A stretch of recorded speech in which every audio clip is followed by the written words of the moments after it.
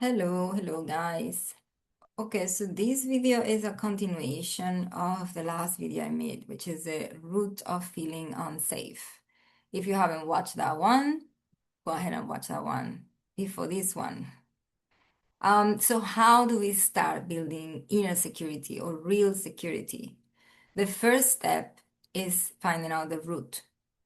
For us to change anything, we need to first be aware that something is happening, and second, find the root of it. When we find the root of it, then we can have long-term changes. So this is not about symptoms, this is about taking care of the root. This is how we really find changes in the emotional, mental, physical health, holistic health. Okay?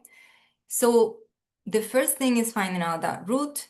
Okay, it comes from early experiences. So then next is starting to do inner child healing. I have two videos about inner child healing. It's necessary to say that all these videos are generalizations. I'm giving as much as I can, and I'm doing my best as I can to give the information that will help people in general. This is a generalization. But there's always, at some point, for some people, depending on where you are in your specific life, specific situation, that you might be benefited or you might need to do one-on-one sessions, therapy, psychotherapy, or hypnotherapy, depending on what's going on with you specifically. Some people need that help one-on-one, customized, because one human is not the same as another human. We all have different backgrounds, different levels of wounding, different levels of traumas, different degrees of insecurities. Speaking about insecurity specifically.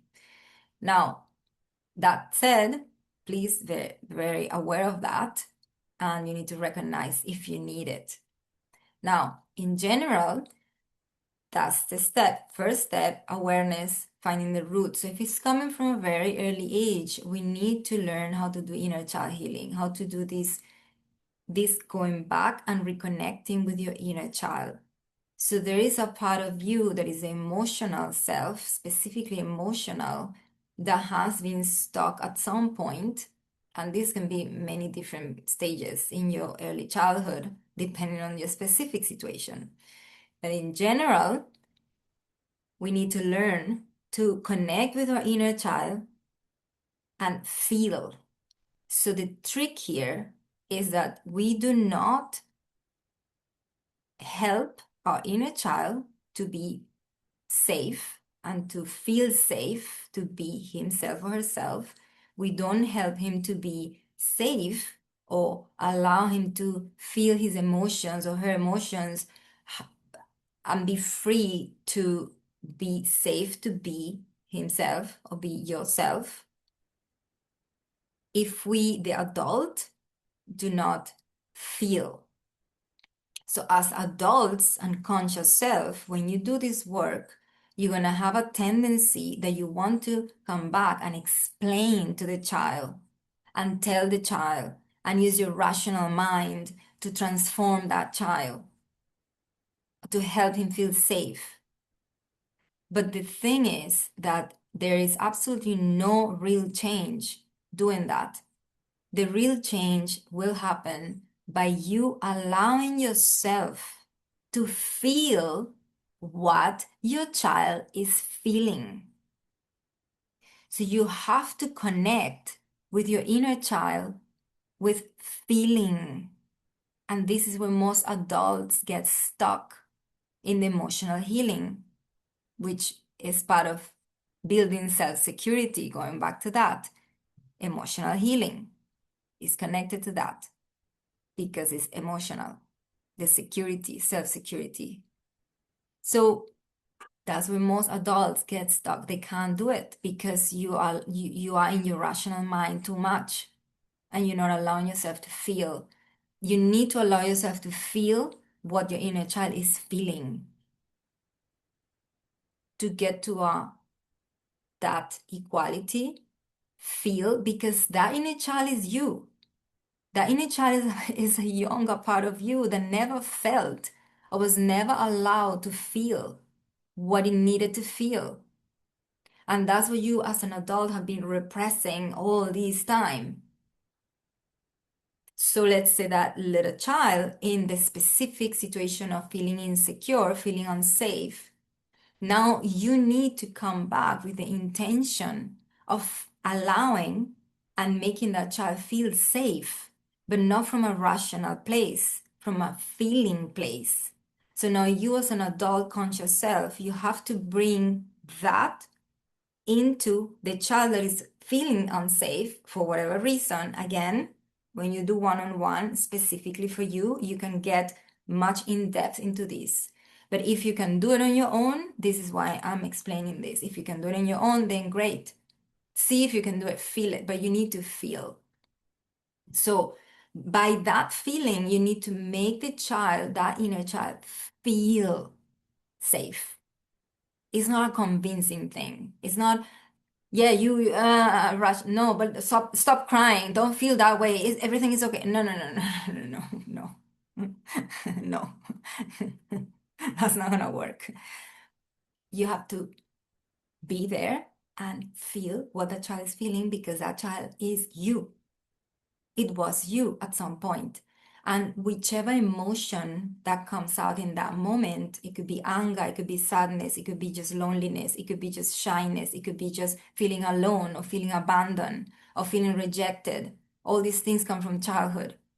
You have to allow that child to feel and be there with the child, be there emotionally and feel it. So then, yes, you might probably, very probably cry. And that's part of it. It's part of the healing. Any emotional healing, you have to cry, man.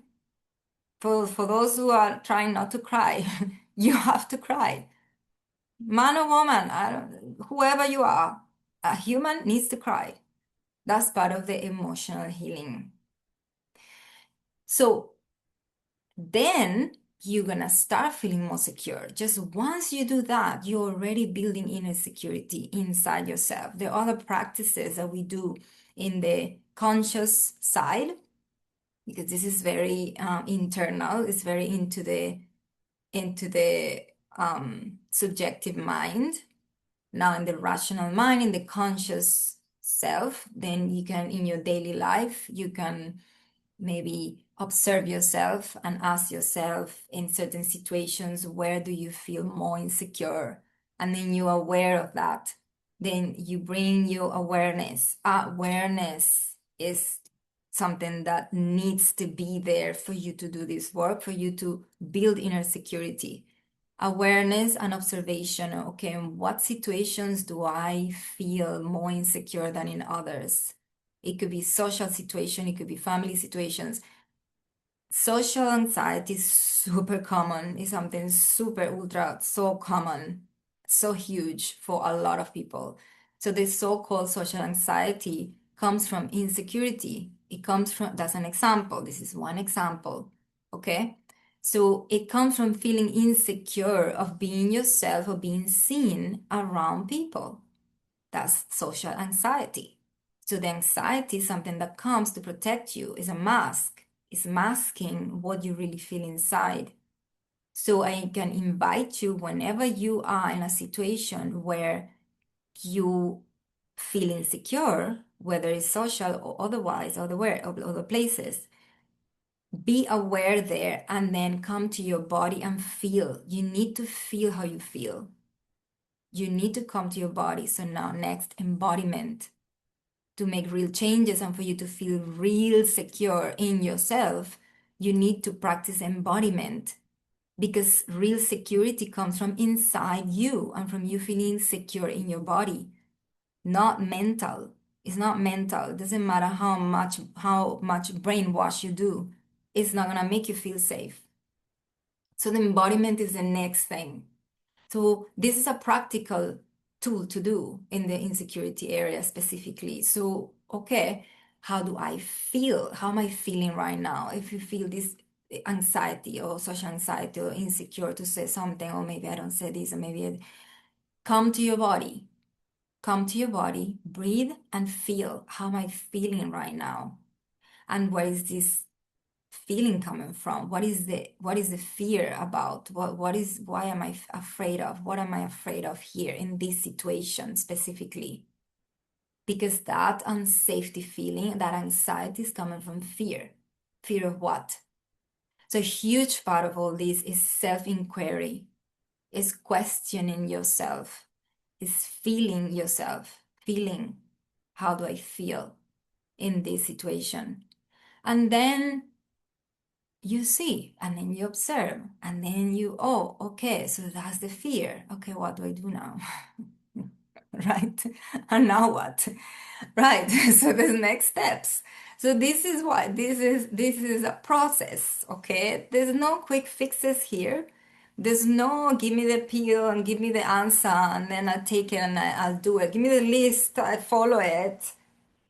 And that's very male oriented, give me the um no, it's not like that. The emotional healing, and this is why it's so hard for a lot of people, is not like that. It's not a straight line. So it's a lot of things going on.